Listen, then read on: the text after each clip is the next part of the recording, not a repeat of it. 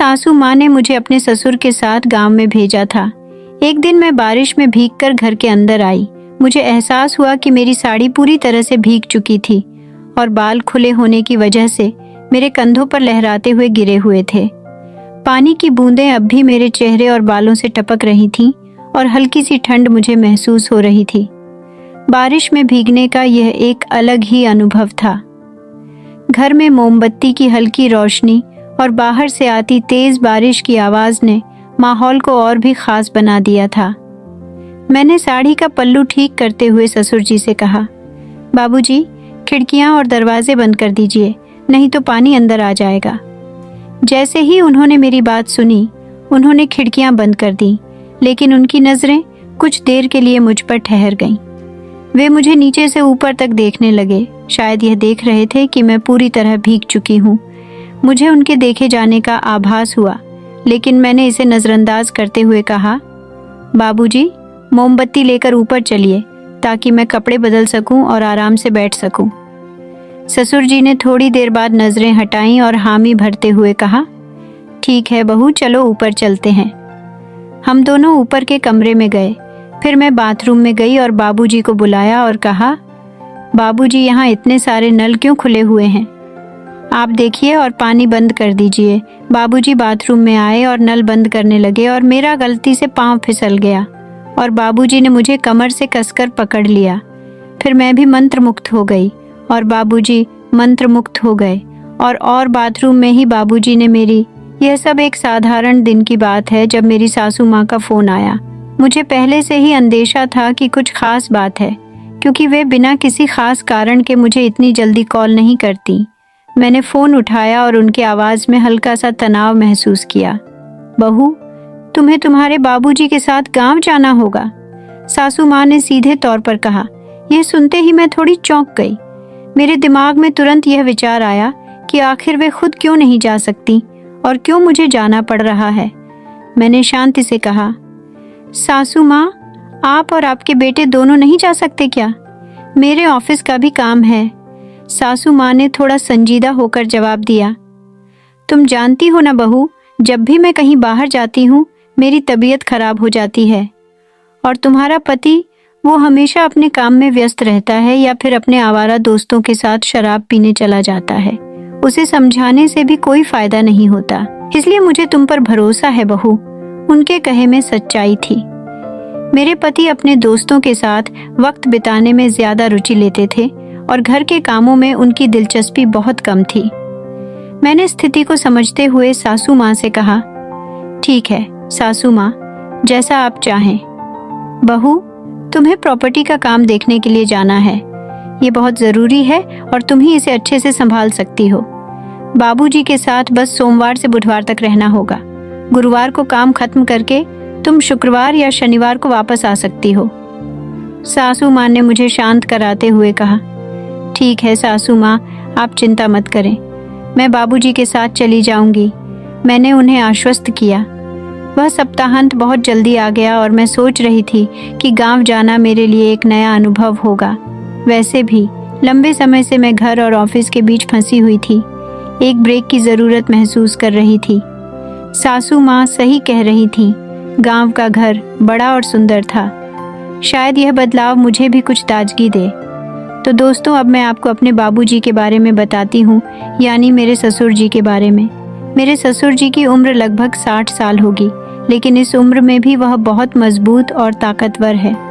हमारा व्यापार शुरू से ही अच्छा चलता आ रहा है, इसीलिए हमारे परिवार को किसी चीज़ की कोई कमी नहीं है।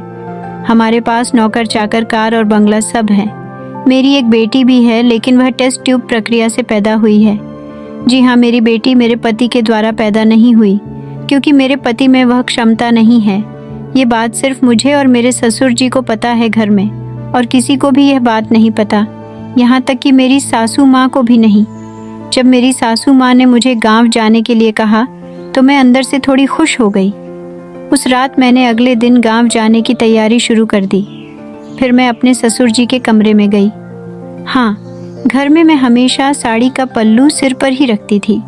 हमारे घर में यह परंपरा थी कि औरतों को बिना पल्लू के किसी भी मर्द के सामने नहीं जाना चाहिए। हाँ, मैं बहुत ही संस्कारी बहू हूँ। अब मैं अपने ससुर जी के कमरे में आई, लेकिन मेरे ससुर जी किताब पढ़ रहे थे। मैंने कहा, बाबूजी ज़्यादा देर तक किताब मत पढ़िए, कल हमें जल्दी गांव जाना है, आपने ही मुझे बताया था। मैंने अपनी ससुर जी के बैग में भी कुछ सामान रखी थी, लेकिन अब ससुर जी का ध्यान कहीं और था। वह किताब पढ़ने के बजाय दूसरी ओर देख रहे थे। एक बात बताना भूल गई, मेरा नाम राधिका है। मैं एक साधारण लेकिन आत्मविश्वास से भरी हुई महिला हूँ, जो एक सभ्य परिवार से ताल्लुक रखती हूँ। मेरी उम्र 30 साल है। मैं 5 फीट 2 इंच लंबी हूँ, थोड़ी मोटी हूँ और हाँ, गोरी भी। मेरी नाक बिल्कुल सीधी है, आंखें थोड़ी सूजी हुई हैं और पपीते की तरह थोड़ी लटकी हुई। मैं साड़ी बिल्कुल मॉडल बेपासा बसु की तरह पहनती हूँ और लोगों की नजरें अक्सर मुझ पर टिक जाती हैं। मैंने आपको यह सब इसलिए बताया ताकि आप मेरी कल्पना कर सकें, ताकि जब आप मेरी कहानी पढ़ें तो आपको मेरी छवि साफ साफ दिखाई दे। मैं एक साधारण लड़की हूँ, जो परिवार और समाज के नियमों के बीच जी रही है। लेकिन इस बार की कहानी में कुछ अलग हुआ, कुछ ऐसा जिसने मेरी जिंदगी को एक नया मोड़ दिया।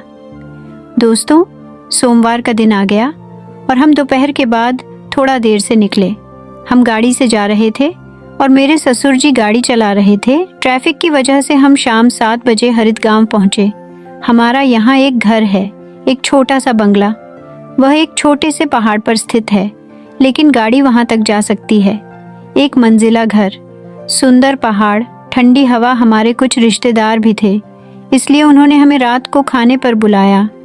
वहाँ हमारे घर की देखभाल करने वाला एक नौकर राजेश भी था, लेकिन उसकी किसी घर वाले की तबीयत खराब थी, इसलिए वह सुबह जाने वाला था और ससुर जी ने उसे अपने गांव जाने की इजाज़त दे दी थी। बारिश हो रही थी और हम एक रिश्तेदार के घर खाने के लिए गए। दरअसल हम सारे खाने पीने की चीज़ें वहीं ले गए थे। फिर मेरी बड़ी सासू माँ आई और हमारे बीच कुछ घरेलू बातें हुई। घर की राजनीति तो होती ही है। उस रात बड़ी सासू माँ भी हमारे घर रुकी थी और मेरे ससुर जी बड़ी सासू माँ के पति के साथ उनके घर में शराब पी रहे थे, इसलिए वह रात इसी तरह बीत गई। यानी हमारा सोमवार ऐसे ही चला गया। अगला दिन मंगलवार था। अगले दिन ससुर जी अपने काम के लिए गए थे और मैं बड़ी सासू माँ के साथ थी। उस रात हमने बड़ी सासू माँ के घर में खाना खाया और मेरे ससुर जी बड़ी सासू माँ के पति के साथ शराब का आनंद ले रहे थे। हाँ, मेरे ससुर भी शराब पीते हैं, लेकिन उन्हें मेरे पति जैसी आदत नहीं है। फिर ससुर जी वहां से चले गए। ससुर जी ने कहा, बहू मैं बंगले पर जा रहा हूँ। बड़ी सासू माँ ने कहा, आप जाइए, हमें थोड़ी बातें करनी है। कुछ समय बाद मैंने भी बड़ी सासू माँ का घर छोड़ दिया। बाहर मूसलाधार बारिश हो रही थी, इसलिए बड़ी सासू माँ ने मुझे छतरी दी और मैं घर आ गई। मैंने साड़ी का पल्लू सिर पर लिया हुआ था। जब मैं घर पहुंची तो ससुर जी फिर से शराब पीते हुए टीवी देख रहे थे। मैं घर आई, लेकिन बारिश और हवा के कारण मैं पूरी तरह भीग चुकी थी। हमारा घर बहुत बड़ा था, बंगला था, लेकिन मुझे उसे घर कहना अच्छा लगता है। नीचे एक हॉल था और ऊपर कुछ कमरे थे। छतरी छोटी थी और जैसे ही मैं बारिश में भीगकर घर के अंदर आई, मुझे एहसास हुआ कि मेरी साड़ी पूरी तरह से भीग चुकी थी और बाल खुले होने की वजह से मेरे कंधों पर लहराते हुए गिरे हुए थे। पानी की बूंदें अब भी मेरे चेहरे और बालों से टपक रही थीं और हल्की सी ठंड मुझे महसूस हो रही थी। बारिश में भीगने का यह एक अलग ही अनुभव था। घर में मोमबत्ती की हल्की रोशनी और बाहर से आती तेज बारिश की आवाज ने माहौल को और भी खास बना दिया था। मैंने साड़ी का पल्लू ठीक करते हुए ससुर जी से कहा, बाबूजी, खिड़कियां और दरवाजे बंद कर दीजिए, नहीं तो पानी अंदर आ जाएगा। जैसे ही उन्होंने मेरी बात सुनी, उन्होंने खिड़कियां बंद कर दी, लेकिन उनकी नजरें कुछ देर के लिए मुझ पर ठहर गईं। वे मुझे नीचे से ऊपर तक देखने लगे। शायद यह देख रहे थे कि मैं पूरी तरह भीग चुकी हूँ। मुझे उनके देखे जाने का आभास हुआ, लेकिन मैंने इसे नजरअंदाज करते हुए कहा, बाबूजी, मोमबत्ती लेकर ऊपर चलिए ताकि मैं कपड़े बदल सकूं और आराम से बैठ सकूं। ससुर जी ने थोड़ी देर बाद नजरें हटाईं और हामी भरते हुए कहा, ठीक है बहू, चलो ऊपर चलते हैं। हम दोनों ऊपर के कमरे में गए। फिर मैं बाथरूम में गई और बाबूजी को बुलाया और कहा, बाबूजी, यहाँ इतने सारे नल क्यों खुले हुए हैं? आप देखिए और पानी बंद कर दीजिए। बाबूजी बाथरूम में आए और नल बंद करने लगे, लेकिन गलती से शोवर चालू हो गया। मैं फिर से भीग गई। हाँ, मैंने नीली साड़ी पहनी थी और सिर पर साड़ी का पल्लू भी था। फिर मैंने देखा कि बाबूजी चुपचाप मुझे ही देख रहे थे। बारिश के कारण मेरी साड़ी पूरी तरह भीग चुकी थी और बाबूजी मेरी तरफ ही देख रहे थे। एक दिन ऐसा ही हुआ। मेरे ससुर जी हमेशा दोस्तों के साथ बाहर घूमने जाते थे। उन्हें थोड़ी बहुत सिगरेट पीने की भी आदत थी। एक दिन मैं सुबह दुकान गई, बारिश हो रही थी और हमेशा की तरह मैंने साड़ी का पल्लू सिर पर लिया हुआ था। मैं बहुत ही संस्कारी बहू हूँ। मैंने छतरी ली और देखा कि मेरे ससुर जी क्रॉसिंग पर खड़े थे। मैंने छतरी आगे बढ़ाई, लेकिन बाबूजी मेरी तरफ ही देख रहे थे। उनकी नजरें मुझसे हट नहीं रही थी। हाँ, उनकी निगाहें मेरी भीगी साड़ी के बाहर दिख रहे हिस्सों पर थीं। मैं घर आई और जब मैंने आईने में देखी तो मेरी साड़ी सामने से काफी भीग चुकी थी और वह मेरे शरीर से चिपकी हुई थी, जिससे सब कुछ साफ दिख रहा था। उसमें मेरी वर्दी भी दिख रही थी। साड़ी पारदर्शी होने के कारण मेरी खूबसूरती नजर आ रही थी। साड़ी पीछे से गीली थी। फिर मैं कुछ सामान लेकर घर की ओर निकल पड़ी। तब मुझे भी मजा आने लगा। मैं जानबूझकर बाबूजी के आसपास घूमने लगी। झाड़ू लगाते वक्त मैं नीचे झुकने का बहाना करती।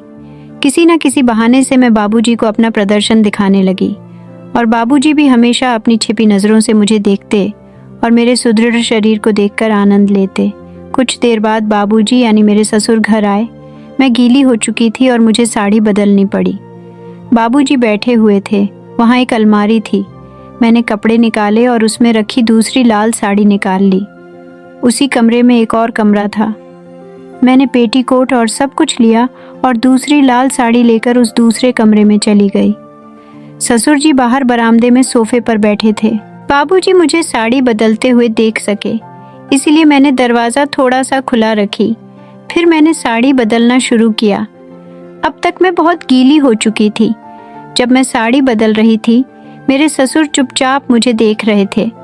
मैंने भी उन्हें देखा, लेकिन नज़रअंदाज कर दिया। साड़ी बदलते समय मेरी चूड़ियों की आवाज़ हो रही थी, जिससे ससुर थोड़े असहज हो गए थे। मुझे भी इस बात का आनंद मिल रहा था कि कोई मुझे चुपके से देख रहा है, फिर चाहे वह मेरे ससुर ही क्यों ना हो, लेकिन कोई तो मुझे देख ही रहा था। बाबूजी वहीं बरामदे में बैठे थे।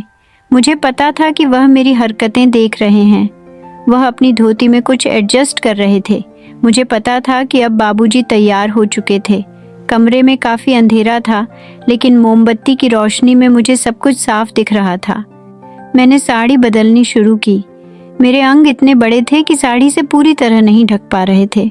मेरे और बाबूजी के बीच करीब 121 फीट का फासला था। वह सोफे पर बैठकर मुझे देख रहे थे।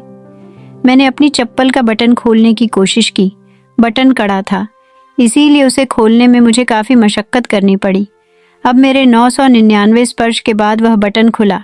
मेरी साड़ी ज़मीन पर गिर चुकी थी और मेरा भरा हुआ पेट और गहरी नाभिक शायद बाबूजी को दिखाई दे रही थी। अब बाबूजी पूरी तरह से मदहोश हो चुके थे। वह अपनी धोती में कुछ एडजस्ट कर रहे थे और उनकी हरकतें मुझे साफ दिखाई दे रही थीं, क्योंकि कमरे में अंधेरा था। मैंने आखिरकार आखिरी बटन भी खोल लिया और बाबूजी की ओर थोड़ा ज़्यादा मुड़ गई। अब तो उन्हें सब कुछ साफ दिखाई दे रहा होगा। फिर मैंने ऊपर रखा कपड़ा उठाई और उसे एक तरफ फेंक दी। मैंने दूसरी साड़ी उठाई। ये सब बहुत धीरे धीरे चल रहा था। अब लगभग रात के 1 बज चुके थे। मैं बाबूजी की तरफ थोड़ा ज़्यादा मुड़ गई थी। साड़ी बदलते समय मेरी चूड़ियों की खनक गूंज रही थी। साड़ी बदलते बदलते मैंने कहा, बाबूजी, आज आपका दिन कैसा गुजरा? आप आज थके होंगे। आज प्रॉपर्टी के काम में बहुत व्यस्त थे। बाबूजी ने फिर से अपने धोती में कुछ एडजस्ट करते हुए कहा, हाँ बहू, आज बहुत काम था, लेकिन मैं थका नहीं। इस गांव की हवा बहुत अच्छी है। अब मैं अपनी साड़ी पहन ली थी और फिर दूसरा कपड़ा भी लेने लगी। धीरे धीरे मैंने बटन बंद करना शुरू किया और उसी दौरान बाबूजी से बातें कर रही थी। कमरे में बिजली नहीं थी। मैंने एक मोमबत्ती जलाई हुई थी और उसकी रोशनी में मुझे बाबूजी का चेहरा साफ दिखाई नहीं दे रहा था और बाबूजी को मेरा चेहरा नहीं दिख रहा था। मैंने बाबूजी से कहा, बाबूजी, माँ और काका की बहुत चिंता हो रही है। बाबूजी ने कहा, बहू, तुम्हें किस बात की चिंता है? मैंने कहा, बाबूजी, कल रात की तरह आज फिर से आप बरामदे में मत सो जाना, मेरे साथ बिस्तर पर सो जाना। हमारा बिस्तर काफी बड़ा है। अब मैंने अपनी साड़ी खोलकर दोबारा पहननी शुरू की थी। साड़ी पहनकर मैं धीरे धीरे घूमने लगी ताकि मेरे ससुर जी सब कुछ देख सके।